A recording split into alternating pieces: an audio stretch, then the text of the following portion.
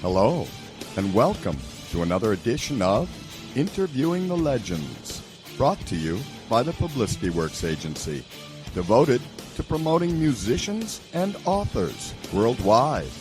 Call us today at 941-877-1552 to start your free publicity evaluation. Remember, we shine only when we make you shine. Please welcome the host of Interviewing the Legends, music journalist, author, and entrepreneur, Ray Shasho.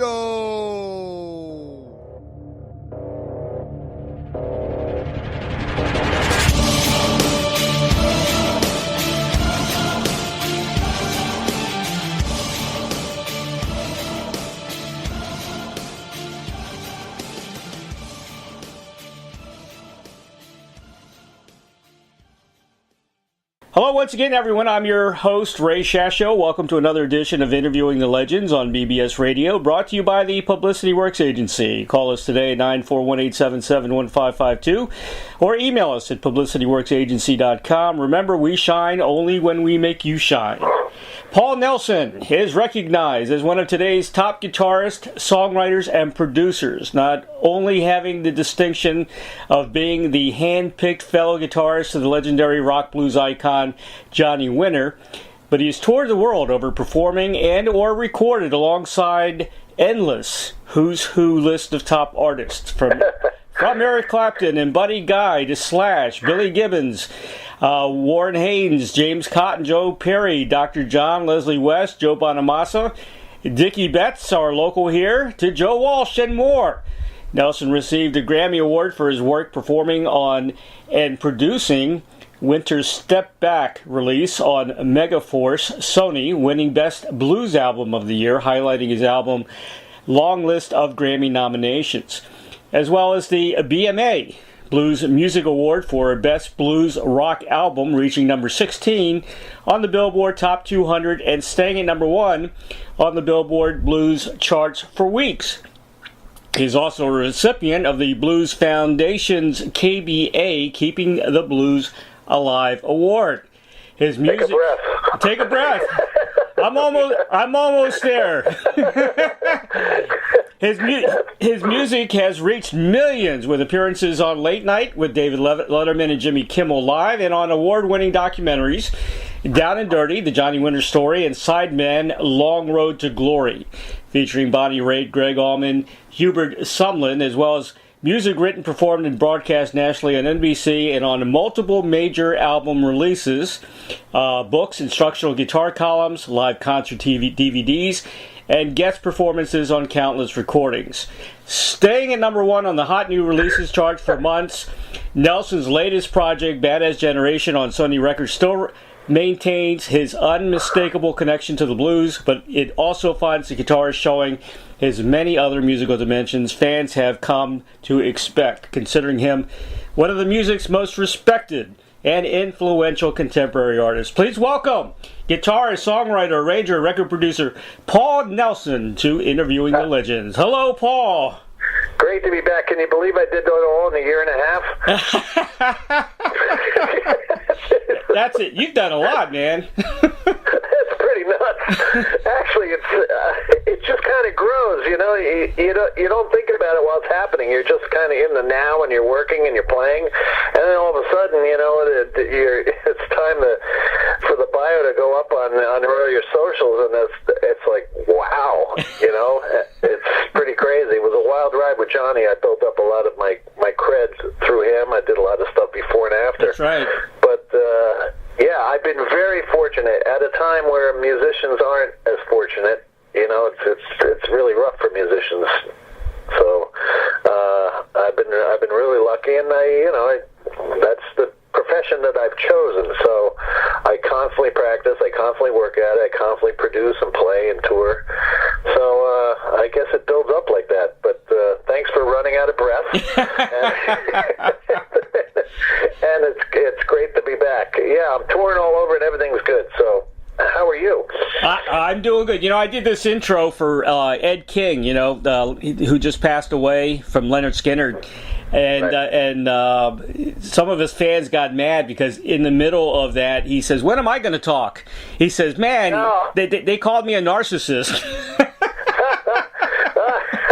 Well, with that bio, that's like me talking. So no, but speaking of Skinner, my one of I tour with a different lineup all the time. I've been touring all over the country, right, and heading over to Europe, soon Jamaica, but. I use different bass players, different drummers, different singers, kind of like Jeff Beck. I mix it up a lot. Right. And one of my previous bass players is now in Skinner, Keith. It used to be Keith and the Satellites, he told me. Uh-huh. Before it was the Georgia Satellites. Right, sure. So, and then my other bass player was Jeff Howell from Foghat. So I always go out with good guys, and they do good things. That's good.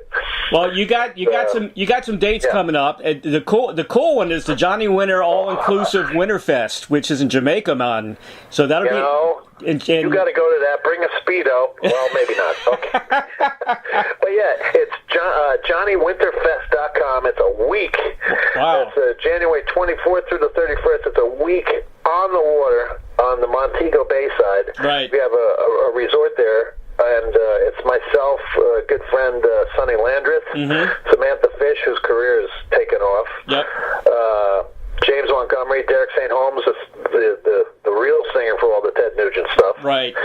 And then a great lineup of keyboard players, bassists, drums, and it's just this keeps Johnny's legacy alive, which I've kind of taken on. When he passed, he requested that I continue his legacy as well as working with my own career, because he was a fan of what I did, and he wanted to make sure that that still happens. So every opportunity I get, I work with the estate, and we form either products or foundations or these type of things under Johnny's name. So what better way than a Jamaican Winterfest based around an albino? And he loved doing those blues cruises. Yeah. We did the Rock Legends cruise together. So this is just another thing that keeps, it's important that we keep, but we lost a lot of artists, a lot of them recently. Yeah. Blues artists, heavy rock and blues artists. And it's important for people to stand behind these artists and all that work that they did, building their careers, that it just doesn't go away. The Muddy estate, the Steve Ray Vaughan estate, the Hendrix estate, that kind of thing. So the same goes here. So that's what we're doing. And we're going to do it every year. So maybe you will make it down at one time. Well, Montego Bay is cool. I've been there. You got Dunn's River Falls, which is awesome, climbing the rocks and stuff. Yes. Yeah. Then. Yep. It's awesome. I went there, I've been there a ton of times. I love it. But I recently went there, another buddy of mine, Warren Haynes, he invited me down to play with Government Mule and Sonny and Ron Holloway and Anders Osborne, and he does his jam on the other side of the island, the Exodus thing. So now ours is on this side, and so we'll probably hang out.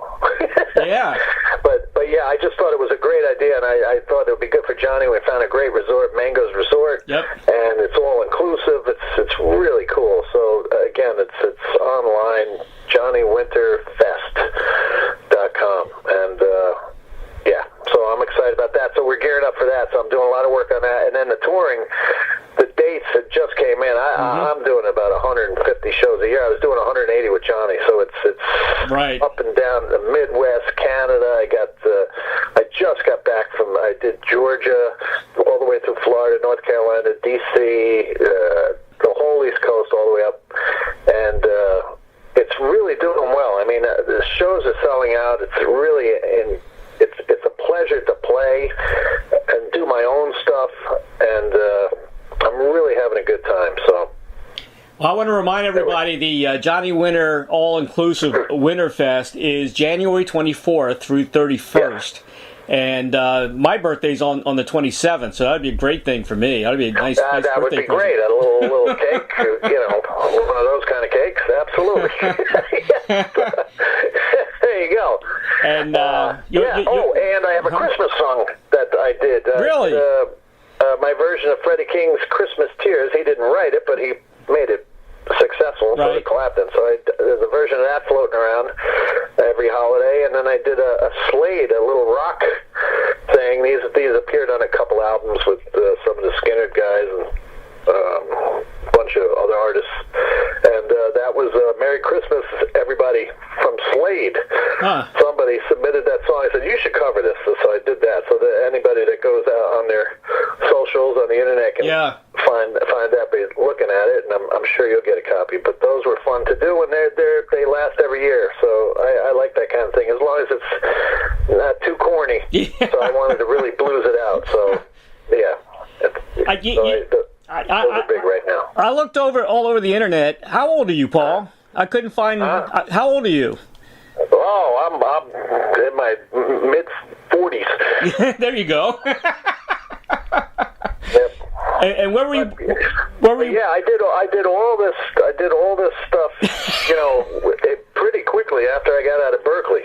That's amazing. All the stuff in that resume, it all kind of, with Johnny, I played with 3 or 4 or 5 of those artists right off the bat, recorded with Clapton and Vince Gill and Sonny Landreth, so that resume built very quickly once I got out of music college. Yeah, you should be. It sounds like I played Woodstock or I was around for years, but no, it all happened quickly. I was the little kid. Johnny, when he was with Muddy Waters, he was the little kid. He was 20 years younger than Muddy. Right. So it's in a weird way, we kind of paralleled ourselves, the same kind of thing. So, where were you born? In Manhattan. Oh, Manhattan, right? Okay. In Manhattan. Really? In Manhattan Hospital, and then my folks moved up to Connecticut. Huh. Yeah. So. Yeah, based on your resume, I was going to say, man, he's got to be 60, 70 years old. No. That's the thing. And I'm like, why do people think I'm so old? No, that happened very quickly. Yeah, very quickly. That's amazing. Yep. And then before Johnny, I was taking lessons with Steve Vai, and Mike Stern, and Steve Kahn, and playing on all these albums with, all these shredders, that kind of thing. Steve Morris and all those kind of guys. So that built so it really happened within like a 10, 15 year span very quickly. And then my first bands, I was like, 16, 17, I recorded real early, too. Right. I was on Metal Blade Records with some heavy rock band there, did a couple albums, and then I just started doing a lot of session work, and that's how I met Johnny. I was recording in the studio, and he heard me play and asked me to write a song for him. Yep. And it turned into touring and a friendship, and Johnny was like a father figure to me.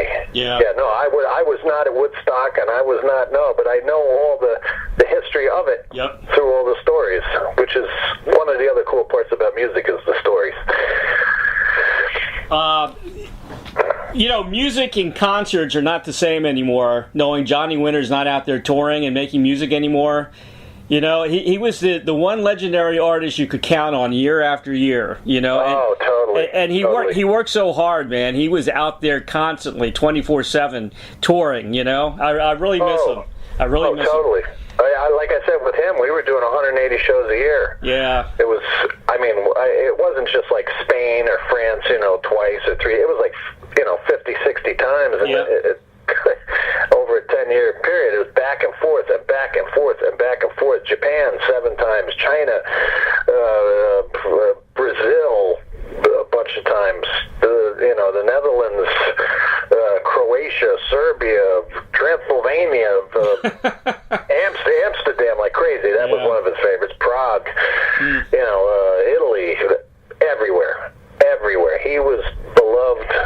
And it was the kind of thing, we played the Czech Republic, and they would start trying to tip the tour bus over to rock it back and forth like the Beatles kind of thing. He was the guy.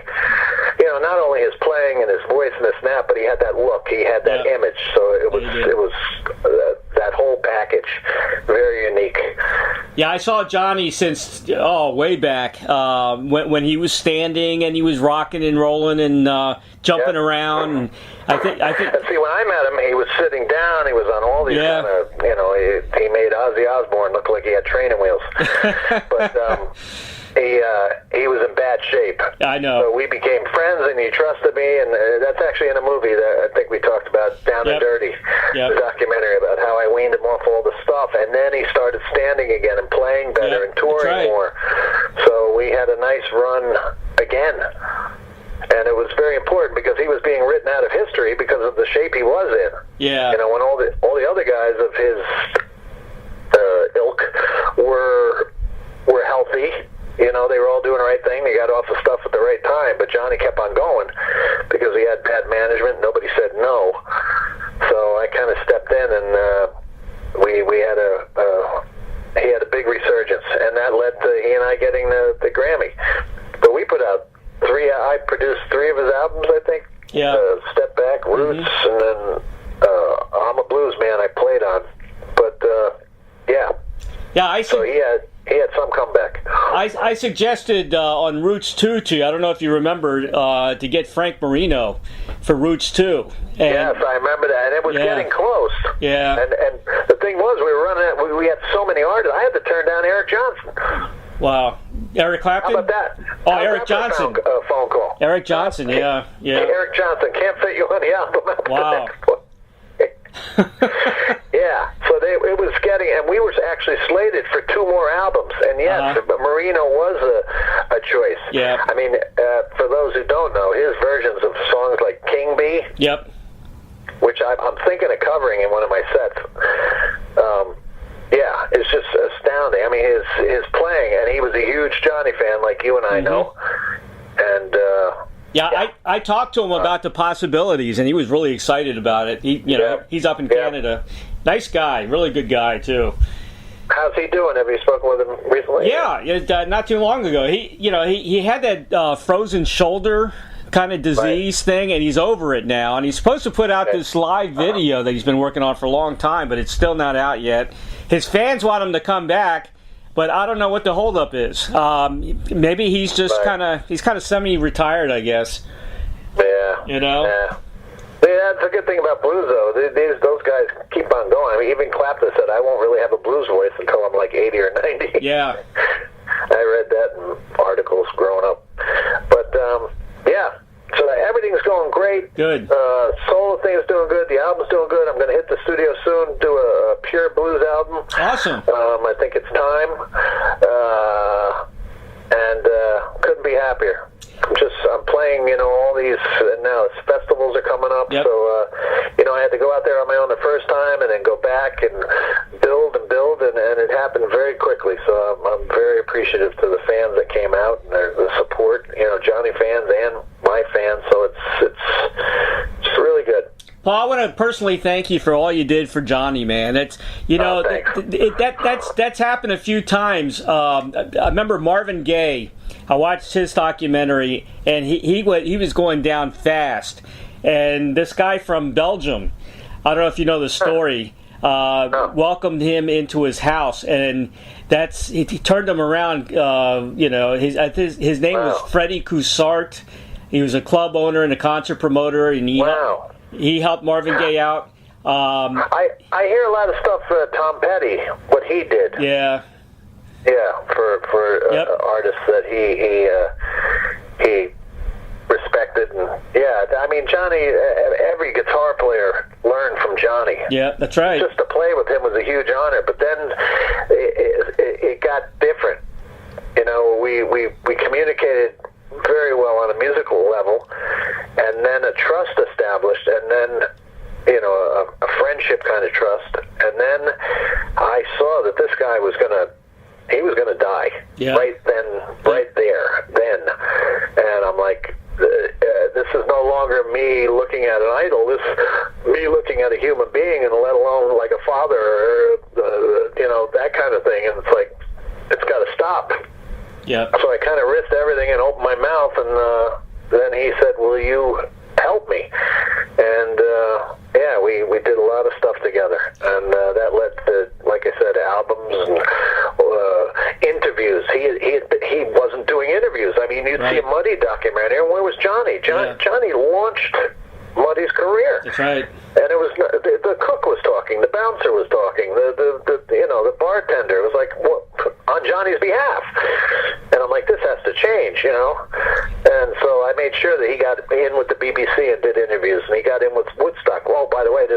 anniversary. I was just up at Woodstock yesterday. There's going to be a whole thing on Johnny and all the other artists. Awesome. But, yeah, that 50th anniversary is coming up, so get ready for that. Gibson's going to re-release Johnny's White Firebird in honor of Woodstock. Cool. That's great. That's going to be something else. Yeah. So I had to bring the guitar down there. Really? On the plane, I had to buy it a seat and sit it next to me and fly it down to Nashville to have the paint guys and electronic guys and wood guys and measuring guys check it out. But there I am on the plane with the guitar in the seat with a seatbelt on. That thing cannot go 1 foot away. It's an American treasure, so it was pretty funny, though. Yeah, the day before Johnny died, I interviewed Edgar Winter. Can you believe that? Wow. And I speak with Edgar a lot, yeah. He went on and on about Johnny that day. It was kind of a little eerie, and then the next day... Well, through history, Johnny, and the Woodstock connection. Johnny, when he was asked to play Woodstock, said, I want my brother to play. Right. And I looked at the recordings, and there's Edgar playing on Tobacco Road, and like 3 or 4 songs. And then when Johnny joined his record label, see, I had to go to Johnny school. Well, maybe that's what you're saying. I know so much, it sounds like I was there, but I wasn't, but I studied it. Because I had to. If I'm going to work with Johnny, I have to know what made him tick and, what made him be in the shape he was in and to fix him. Yeah. But when Johnny got signed, he said, hey, check out my brother, and that led to Frankenstein, which was actually called the double drum song originally, and Johnny played all the keyboard parts on guitar first. Huh. All those parts on Frankenstein, all those lines, all those chord changes. That was all Johnny, da da da da da da da da. Yep. All those parts were Johnny. And Johnny used to laugh. He said, I didn't want to do it anymore because whenever we got to that drum solo, I would just stand there and I didn't know what to do. He said, that's when I knew I had to go out on my own. Frankenstein drove him nuts.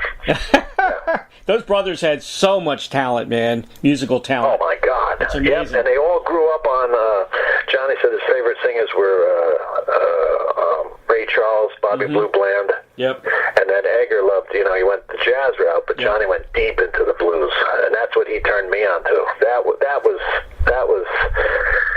was great, knowing him and having him embrace me and turning me on to, this, not just the popular blues, but the stuff behind the scenes, and all the stories and the backstories. That was really cool. Yeah, it is cool. And So, and I've taken, it was an honor to play with Johnny. He'll always be a part of me, and, I can still feel him in my playing because I hung around with him so much.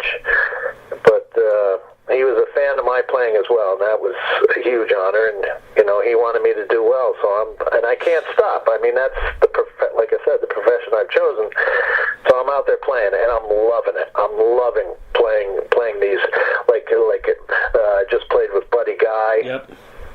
On stage, and then a week later I went to his venue, played there, was sold out, and then we went to Kansas City and played and then Manhattan, the Iridium and Blue Note, all these guitar havens. I love these. They're like our modern day juke joints. Right. So that's what I love that. So I'm having a ball. Paul, what happened on that day, July 16th, 2014? Johnny was in great spirits. You're doing a wonderful job helping him out. And did his body just give out? Emphysema. He fell asleep. He fell asleep. We were in Zurich. He had a little bit of a cold. Right. We went to the doctor, had him checked. They gave him some antibiotics. But the thing is, when you have emphysema, that's the only thing I couldn't fix was the smoking. Everything else, he was healthy as an ox. But when you get a cold, it blocks your lungs, and there was nothing we could do. It just took off. We always had to be careful, with air conditionings and and that, and getting any kind of little thing. And with emphysema, that's the thing. So he fell asleep. So he probably got pneumonia too, right? Exactly. Yeah. Exactly. And then you can't resuscitate them because the lungs don't work the same. You can't. So unfortunately, that's one of the downsides of smoking and emphysema.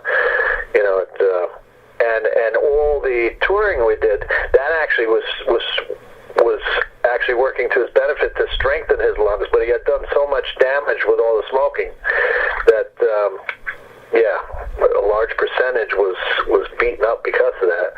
And and really he just fell asleep. That was it. That was amazing. Yeah, I've got a lot of rock friends that have died because of smoking. You know, it's same kind of thing. I mean, you think of all the stuff in his system. The guy never caught a cold. Yeah. Nothing could live in him.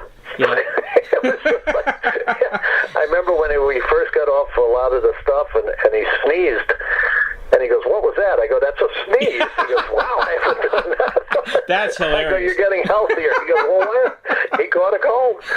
Yeah.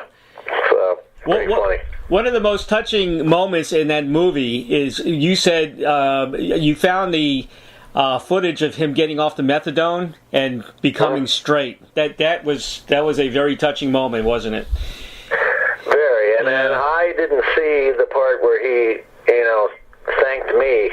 You know, that was filmed in private, and that really got me. Saying it was the best present he had ever gotten or whatever. That was, and. Yeah, I just wanted him to be healthier. You know, it was just about getting him through another day, and enjoying all the fruits of his labor, instead of running around in a coma, in the movie you see. Yeah. And it's pretty wild. In that movie, you actually see him get younger. Yeah. During the course of the movie. Yeah. It's because the director, Greg Oliver, who did the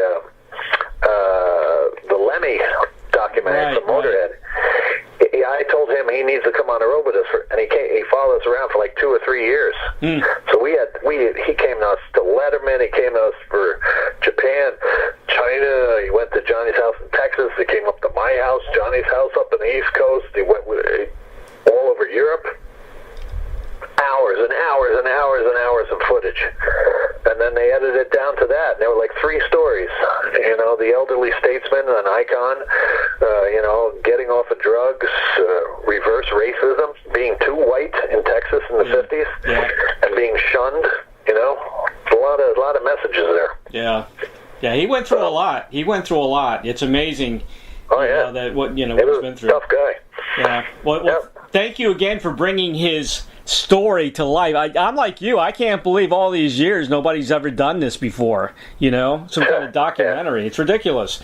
Well, and thank you for letting everybody know I'm not 60 or 70. That's great. Thank you. You heard it here, folks. Appreciate it. Well, that's why I couldn't find your age anywhere. There you go. No, I don't know. People write it down or whatever. Yeah. There you go. Thanks, buddy. You know who I'm interviewing next? Leo Lyons, who was in the movie. I did tons of shows with him over in Europe. Yeah. Here's a really cool thing. I was a big fan of UFO. Right. Because people said, hey, you got to listen to this guy, Michael Schenker. Right. So I went out and I got all their material. Yep. I was a huge fan of those albums. So he was in his, the band was called 77 Split or something. It was a side project that he was doing other than the 10 years after thing. Right. And we were talking one time, he sat in with us, and I don't know how it came up, but he said, oh, you're a great player, and I go, oh, yeah. He goes, well, what guys did you listen to? And I think I said, oh, this guy, and Michael Schenker's pretty cool, and he goes, oh, I produced those albums. Really? I'm like, I didn't know what? that. Huh. He goes, yeah. He goes, I produced the UFO Force It album. I produced Phenomena. I was like, oh my God. I couldn't believe it. Yeah, so ask him about his lineage with UFO, which led to Scorpions and all that kind of stuff. Yeah, they're a great band. They're a good band. Yeah, he was the producer. Did not know that. I didn't either. I was like, what? Yeah. So, yeah.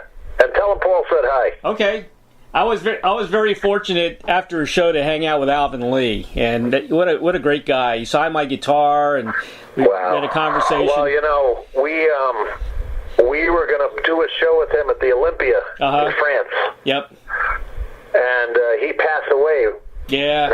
And that show was almost canceled. Mm-hmm. So the Olympia contacted me with my booking agent and said, "Can you bring any artists down there? Can we do a tribute to him?" I mean, it was like in days he was supposed to play. Yeah. So I flew over Edgar. I got a hold of Robin Ford, and we put on a show for him, which was originally just supposed to be a show with him. Right. And I don't know if you know the Olympia in France. That's Yep. the biggie. That's in Paris. That's the biggest place. Johnny had played there years ago before, but that was like their Madison Square Garden kind of thing, or whatever, something like that. But I couldn't believe it because I really wanted to meet him and possibly play with him. But that's what happened with that show. Yeah. Yeah, he was a good guy. Very strange the way he passed away. It wasn't supposed to happen. It was. I don't know the full story there, but yeah. But that's one that got another one that was connected with Woodstock. Yep, that's right. That solo, Johnny didn't. I asked Johnny. I said, "What happened with Woodstock? Why weren't you in the original movie?" He said his two kids came up to him, his manager, right before Johnny went on stage, and he said they asked to sign a release form to film Johnny, and his manager looked at him, and they looked like they were 12, and they had little cameras, and he said, "Kids, get out of here. I'm not signing anything." He said it was the biggest mistake of my career because that was the documentary guys for Woodstock. Oh, my gosh. He goes, so then years later, when I started working with Johnny, I got a call from Warner Brothers, and they said, we may have found some footage that wasn't supposed to be recorded, videotaped, and they filmed the whole thing. Mm-hmm. They go, "Well, who owns that?" I go, "That would be Johnny's." So that's how I put together the director's cut, right. 40th anniversary of Woodstock. Yep. So, yeah. And it's that kind of rewrote history and put Johnny back in it. So you'll see a lot of Johnny in this too, and just know that I'm pushing the buttons behind there to make sure that wrong is righted. Awesome. So that's my little favors that I can do for Johnny now and then. So on his behalf. Paul, how's Johnny's wife? Nobody talks about Johnny's wife. Great. She's doing great. Okay. She's on the East Coast. We live close to each other. Right. Speak with her almost every other day. She's doing fine. It's all good. Good. Very happy. She's in a beautiful area. Countryside. She's got a lot of family. She hasn't been alone since Johnny passed away. Good. There's always family and friends hanging out. And yeah, it's a good tight family atmosphere. Very, very good. Good support system. Did Johnny have kids? We should all have that. Johnny had no kids. They didn't know what to do with them. Yeah. Yep. And a cat. A couple things I'm going to get out of Johnny's interview that I did. One thing I asked him about Crossroads. The crazy. Deal with the devil and all this stuff. I says, "Johnny, you didn't make a deal with the devil, did you?" He says, "Hell no." He says, "I'm a good Christian man." Yep. And then we went down there, and I had the tour bus stop where those two roads, supposedly where the crossroads is. Really? And I'm sitting with Johnny. I said, and there's a big sign that says Crossroads, a giant guitar right there at the spot. And I said, "Johnny, this is a spot where the roads, this is the crossroads." He goes, "No, they don't." I go, "What are you talking about?" He goes, "Those roads never cross." And I go, "You're out of your mind." I go, and then now I forgot who I was talking to. He goes, "No, those two, there is no crossroads." So I said, "Well, this is crazy. There's a marker right out there taller than the tree." I go, "Let's go into this." So I took him and I brought him into the gas station across the street. So this guy sees Johnny Winter walk in. I go, "Will you tell this guy the story about this?" He goes, "Nope, Johnny's right. The roads never they intersected." Never Amazing. They don't even exist. And I'm like, "Oh, you're right." Yep. He said they just put a marker there because, people like coming to see it. So that was, I hate to burst everybody's bubble, but I was standing at the crossroads. You couldn't. Roads never cross.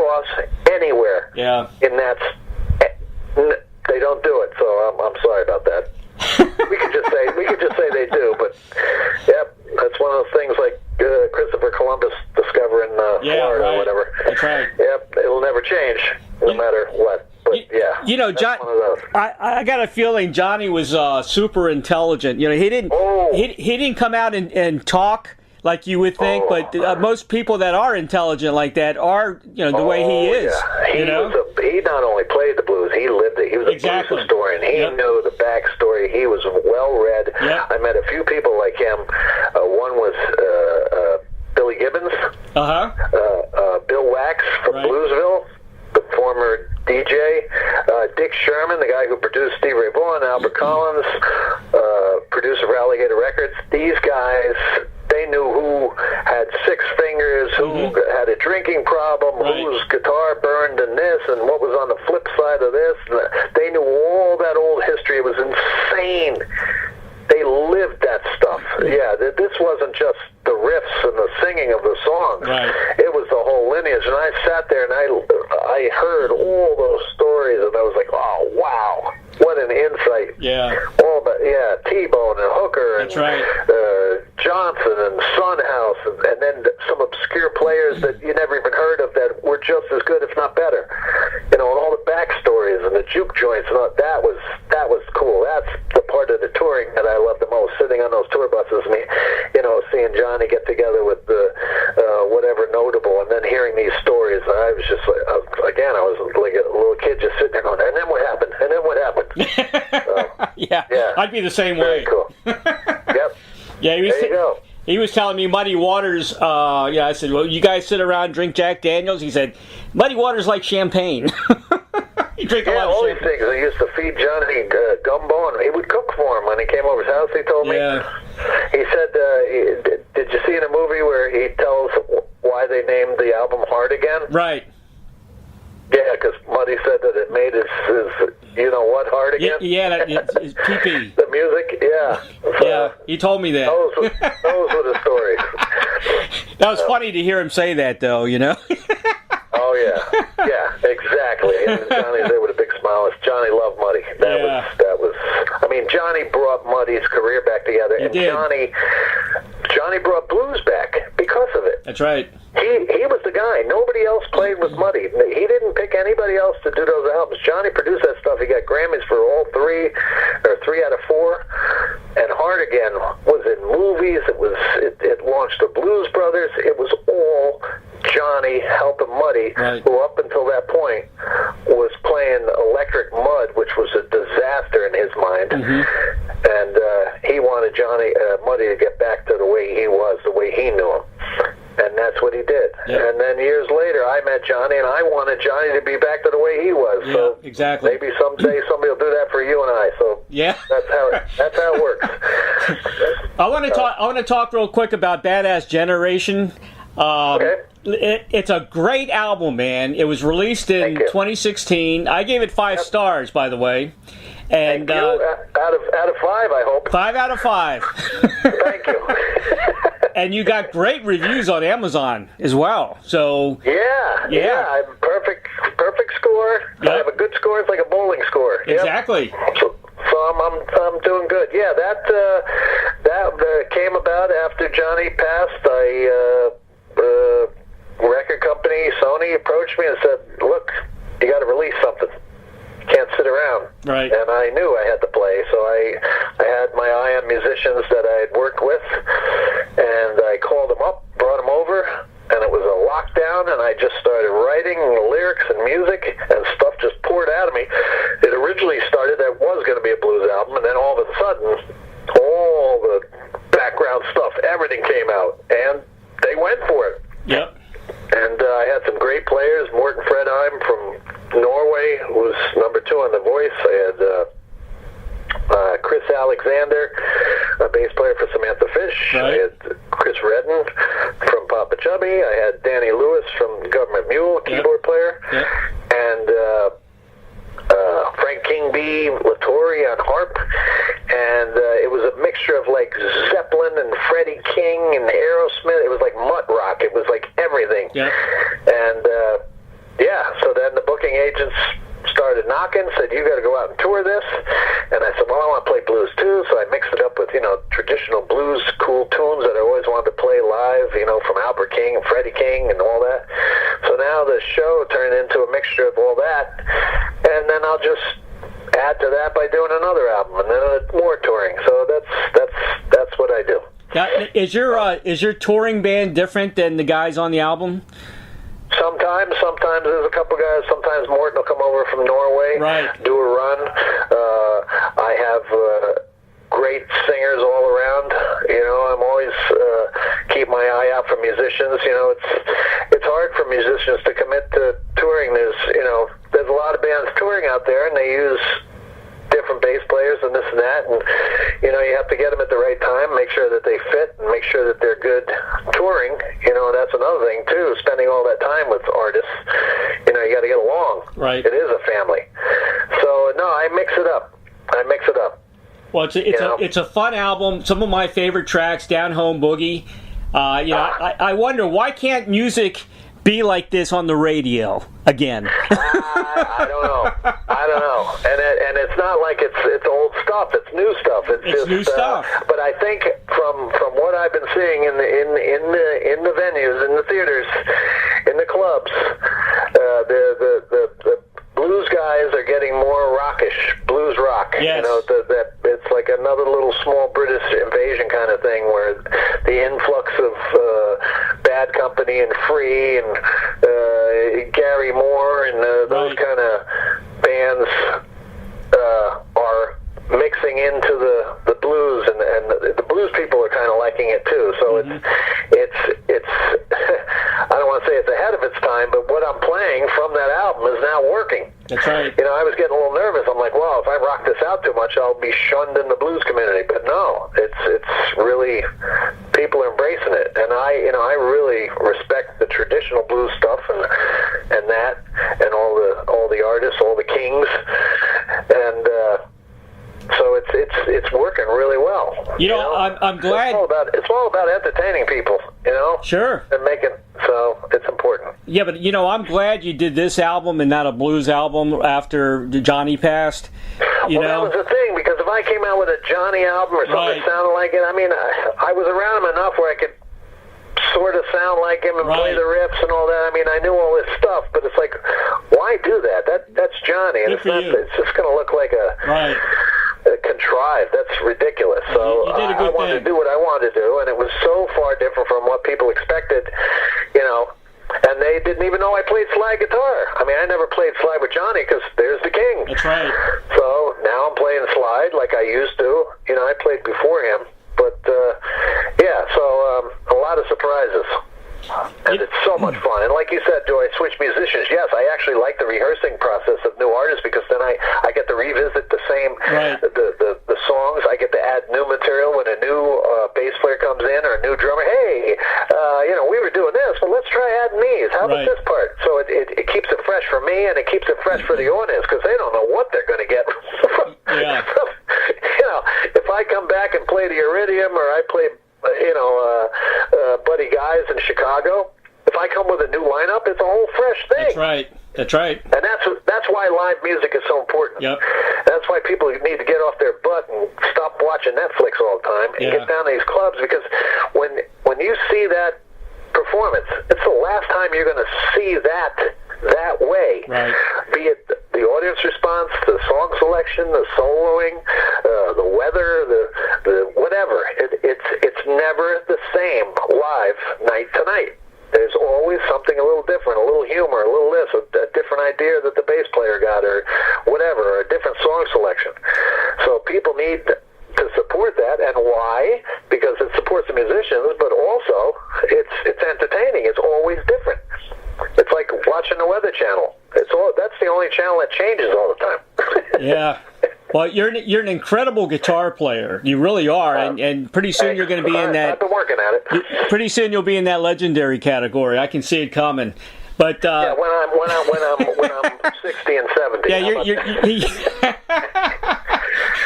to see you got something. Right now I'm running around with guys like Bonamassa and Kenny Wayne Shepherd and those guys.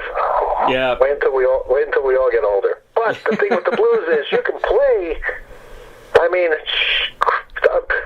Chuck Berry was how old? Yeah. Johnny was in his 70s. Clapton's in his 70s. They're still playing. Jeff Beck is playing like he's 16. Right.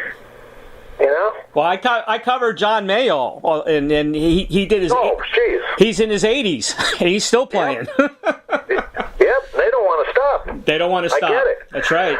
BB wanted to die on the tour bus. Yeah, that's right. Yep. Well, some of the other songs on there, I interviewed, who's a great guy who just passed away as well, Tony Joe White. And you did a song called Swamp Thing, which I loved. Very cool track. I like the lyrics, not a great looker, never asked for money. Oh, yeah, there's a hidden message back there. It's kind of R-rated, but yeah, there's some cool... That's a cool tune. Yeah. And there's some crickets on there, and those are actually recorded live outside the studio, and some frogs. That's funny. And the funny thing was to get a Norwegian singer who speaks the perfect King and Queen's English. Yep. To sing a song, and I said, with a southern kind of drawl, and I said to him, you're being too proper with the lyrics. He goes, what do you mean? I go, well, you need a southern drawl. He goes, what the hell is a southern drawl? I go, like down in the, and he said, down in the woods in a little black shack. I go, no, that's too proper. Down in the woods. He goes, what do you mean, wood? I go, woods. He goes, oh, okay. So if you listen to the lyrics, he really put on a little southern hot sauce on there. Yeah, that was the thing. We spent a long time trying to really get him southern with the drawl. It was pretty funny. That's funny. His enunciation was too perfect. Yeah. So, but that was a fun evening. But yeah, Swamp Thing that's a fun one. That's a fun one. That's that middle takes off. It's like whoa. Yeah. Love that song. So, he's a good singer. He really is. Oh, he's fantastic. Yeah. People should check out some of the footage of him singing on The Voice. He was amazing. Some of the songs that styles. Yep. Some of the songs that remind me of other songs, "Fooled by Love." It was, I could hear kind of the "Waiting for the Bus" ZZ Top kind of. Love that groove. Yep. Really cool groove. It's our version, I guess, our ballad. Yep. Still up tempo, but yeah, that was a great one. And, I think the solo I did in that was one take. Awesome. That was the first take. Awesome. Yeah. And "Root to All Evil" kind of sounded to me a little like Grand Funk's "Some Kind of Wonderful," that kind of beat, Right. What I was thinking there, I wanted a British blues shuffle. Right. Like almost as if you could picture the drummer holding a little cup of tea while he was playing a ta-ta-ta-ta-ta-ta-ta-ta. Yeah, I wanted one of those kind of things. Yeah, I could see that. Yep. That's a very popular song. People really like that one. Well, it's a great album, man. Let me let you know. Thank you. It's like I said, it's a fun album. It's music you want to listen to in your car. It's music. That's the thing. It flows. I wanted to make something. I mean, you can buy the individual tracks and kind of break it up. Mm-hmm. But when people are in the studio producing and recording these things, they're thinking of songs back to back. So it's kind of a pain in the neck when people. I'll just take this one.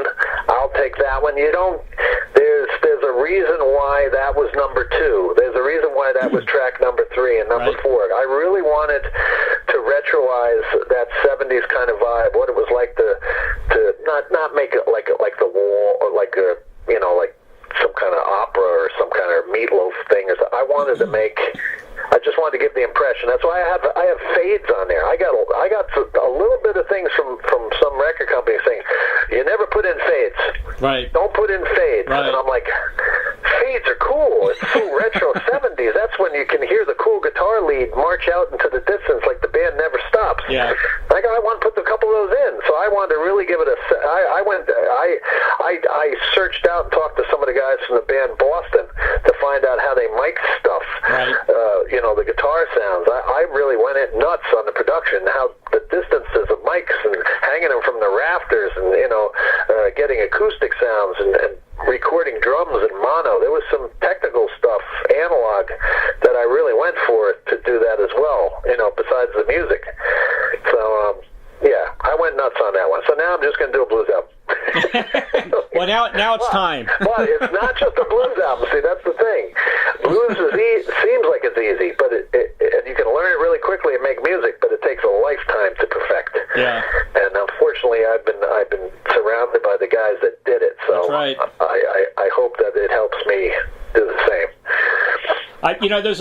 You did a lot of cover versions on YouTube that I noticed, but one of my favorites, which is a very difficult song to play, is "Can't Find My Way Home." You did that. That's a great version. Great tune. Great version. Oh, thank you. Yeah, we've been doing that one a while. I really like that song. It kind of breaks up the evening and shows that, we can play other styles. And every musician I have in the band likes playing that. And the singers I've had have just sang the you-know-what out of it. So it's pretty cool. Yeah. It's a tough one to sing, Yeah. And Winwood was on our bus at the Crossroads Festival. Oh, really? Really great guy. Yeah. I've been trying to get an interview with him. He was there. He was on the tour bus. Uh-huh. And he's sitting with Johnny and I, and the stage, the Crossroads Toyota Park, was right next to us. Right. And so Winwood's on the bus, and we're talking he's here for hours, and we're all just hanging out, and he goes, "Anybody know what time it is?" We said, "Oh, it's 10 to whatever." And he goes, "Oh, I gotta go. But I'd really much rather hang out here, but I have to go reunite Blind Faith." Reunite we were Blind like, Faith. I think that might be a little more important in this conversation. That's funny. It was the funniest thing. He goes, "But I'll come back because, oh man, I feel like I'm in the band." Yeah, we used to get that a lot. Joe Perry was the same way. Everybody liked hanging out with us. Yeah. We always had the cool bus.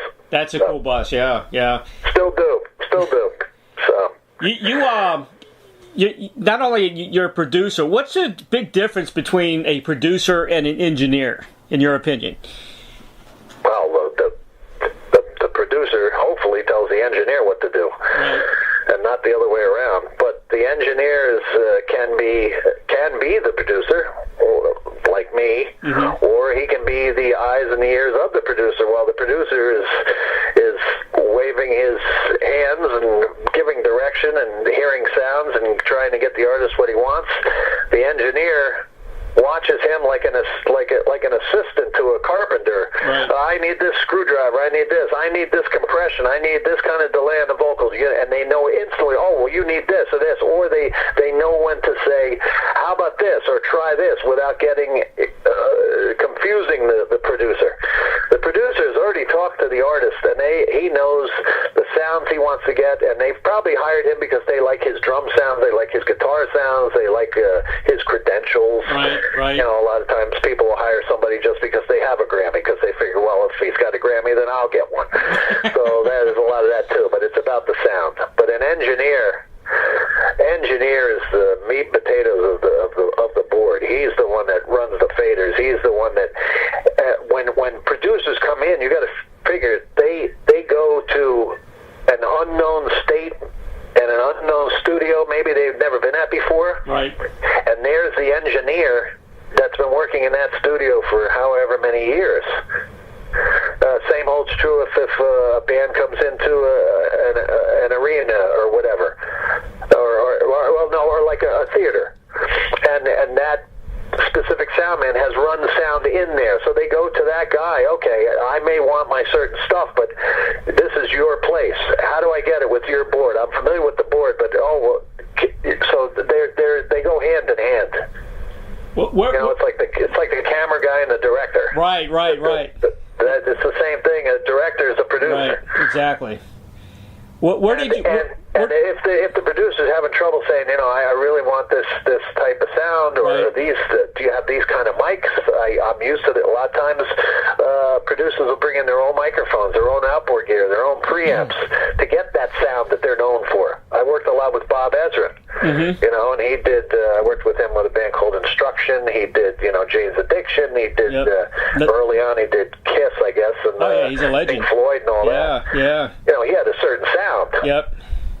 So, but the engineers are very important. Now, are you very technical as well? Are you also an engineer? Yes. Yeah. Yes, everything. You got to be everything. Yeah. Everything. I put on different hats, not physically, but different hats for different situations. But I put on my consulting hat, my producer hat, my songwriting hat, my playing hat, engineering hat, my club hat, my business hat, you know. A musician can't just do one thing. It doesn't work anymore. Right. Otherwise, they're never going to make it, and they're going to get ripped off in the process. Yeah. You know, you may not be proficient at everything, but at least you have enough knowledge to see red flags. If something's going wrong and there's smoke coming out of a giant speaker, I may not know all the mathematical equations for why that speaker's blown up, but I know that's not right. Mm-hmm. Now, are you... You know, and that holds true for everything. Now, you know? where did you record Badass Generation? Was that a real studio, a regular studio, or was that in home? That was my own studio. Your studio, okay. Yep, and I use a great mixing engineer, Phil McNaughty. He's a 7-time Grammy winner.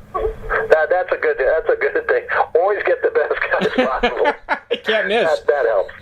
Yeah. How are you in the studio? I mean, are you pretty loose? Do you like mistakes in songs, or are you very strict and you go through like 10 takes before you get it right? It depends. I can tell when the magic happens. You know, the hair stands up on the arm, and right. you get that little tingle in your spine. Yeah. But I know when something's wrong and it has to be redone, and I will go over and over it again until that part just sits right. It's almost like a weird sense of equilibrium. Something's not right. It's part OCD, part whatever. And to know when to say enough is enough, that's one thing. But to know when to say one more time, please. That's important too. And then after you finish that project and you go, thank God we did it that one more time. Yeah. I mean, I've analyzed. I don't know if you've heard of, but like original recordings of like the biggest albums, they were floating around. The Bohemian Rhapsody, the Queen stuff was floating around.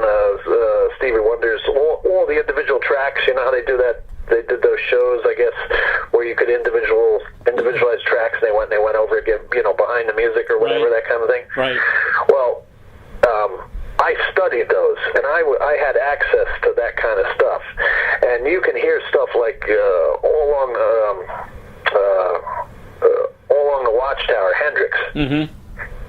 And it's like you hear take 1, take 2, take 3, 4, 5, 6, 7, 8, 9, and you're listening, going, "Oh my God! If that ever went out, yeah, that's right. That's nothing like that last one." You're and right. Kramer or whoever the producer was of any of these albums, if that guy had said, "All right, this second one is good enough," it would have never been as good as the one that you hear, better than number 9, 8, 7, 6, 5, or 4. And to everybody in that room going, number 3 is good. No, we don't need. No, number 4. Oh, that's better. Number 5. No. Okay, we're done. No, number 6, number 7. You got all these people screaming. Okay, enough is enough. People that are just tired and don't want to do it anymore. So you're battling all that too.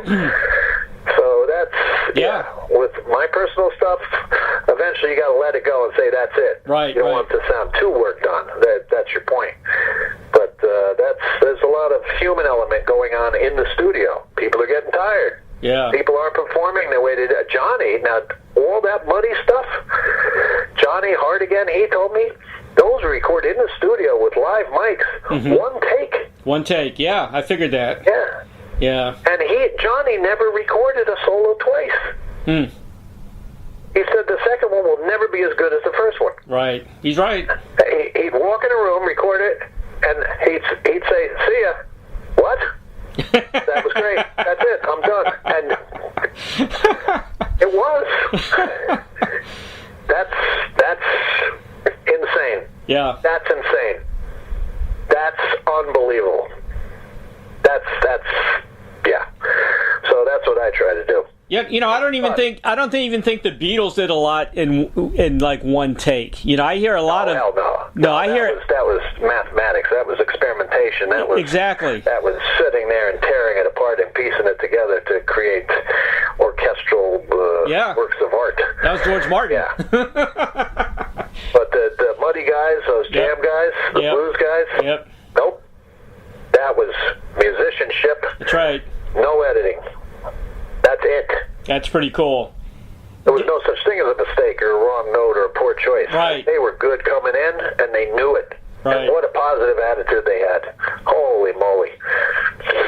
Paul, you know, music needs you desperately nowadays. I mean, to bring in new artists and produce them and get some good music out on the radio again. You know that. Yep. Well, we'll see. You know, there's a lot of guys out there now that are helping do that. You know, myself included, and Warren and Joe. You know, Bonamassa, and you know, he's given a great shot in the arm for rock and blues, that kind of thing. And so we'll see. Yeah, but if you can bring in the new generation of guys, it's a whole other scene in Europe too. There's some fantastic singers out there. Yep. You know, where's the front men? Right. Every guitar player sings now. Where's the front men? Where's the next super group? Yep. You know, maybe Rival Sons. That singer's fantastic, but how many of them are there? Yeah, you I know. Everybody's hiding behind a guitar and singing. Yep. And they've been singing for like a year. That's not right. No. But you know, I like that frontman stuff. There's not many guitar heroes either. You know, in the newer generations. You know. Well, the guys that stick with it, maybe they will become that. Who knows? Yeah, they got to stick with it.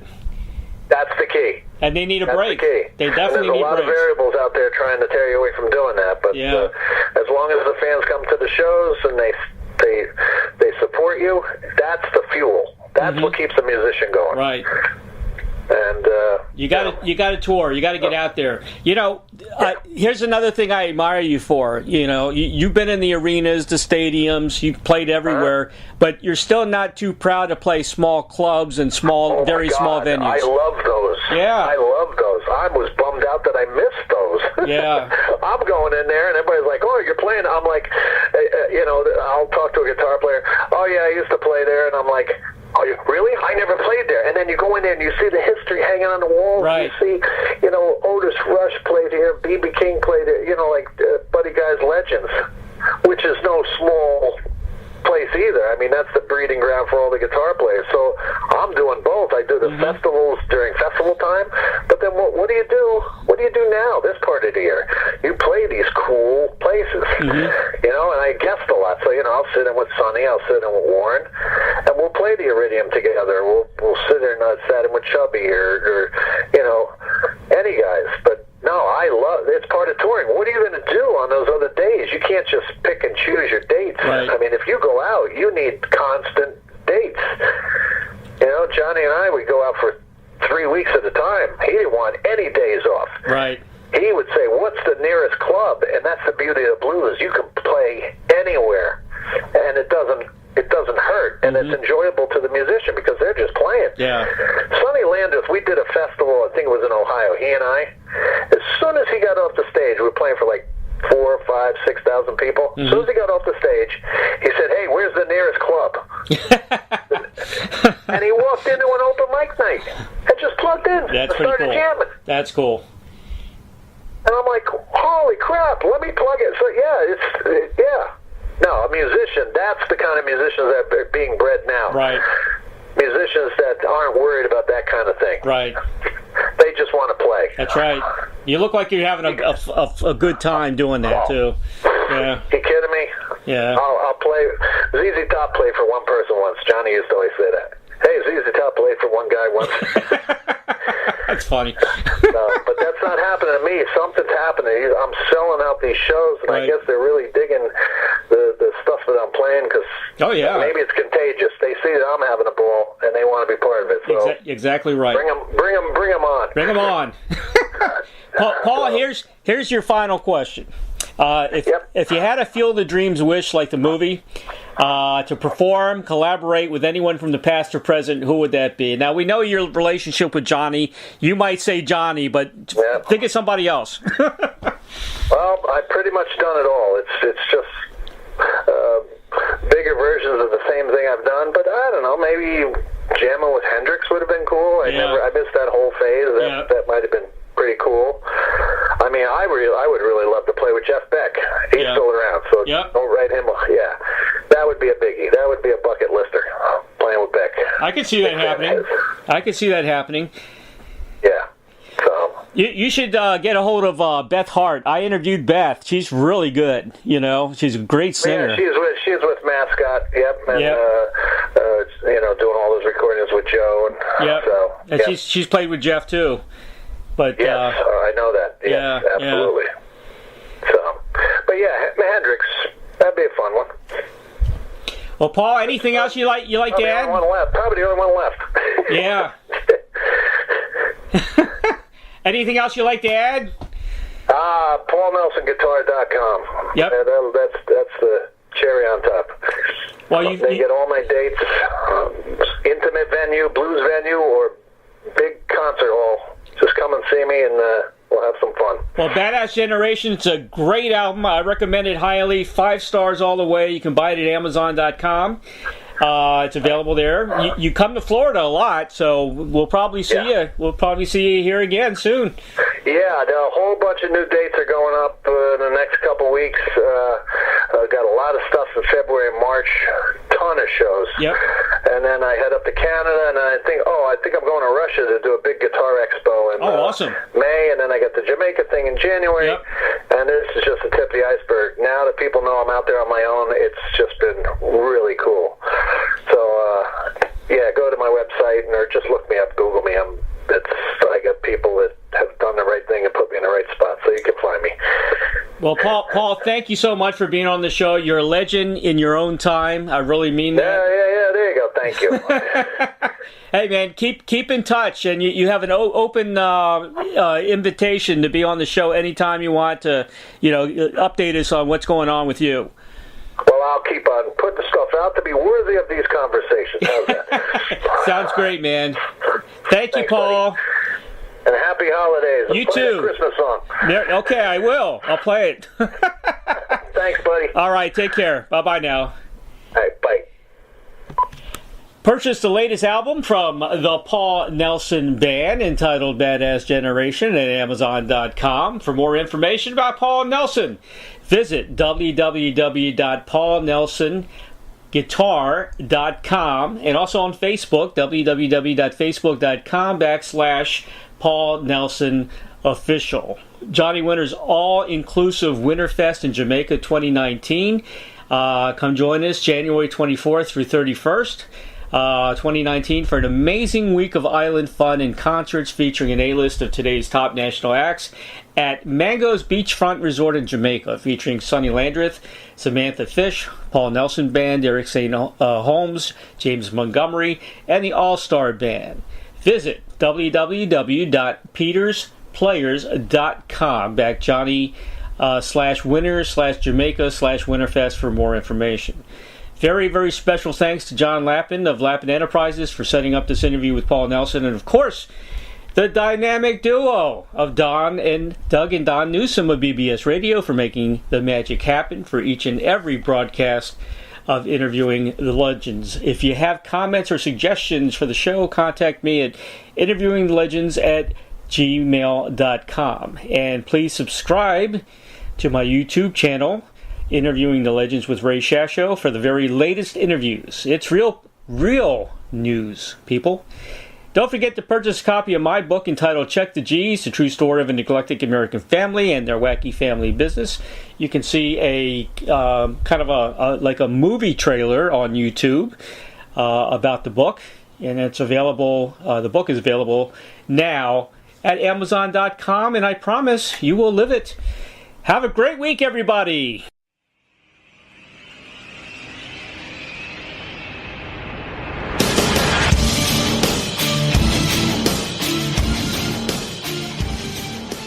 Thank you, everybody, for listening to Interviewing the Legends. Brought to you by the Publicity Works Agency. Call 941-877-1552 or visit us at publicityworksagency.com, specializing in author and music artist publicity plans. We shine when we make you shine. Tune in to Interviewing the Legends every Tuesday at 7 p.m. Pacific Time on PBS Radio, Station 1.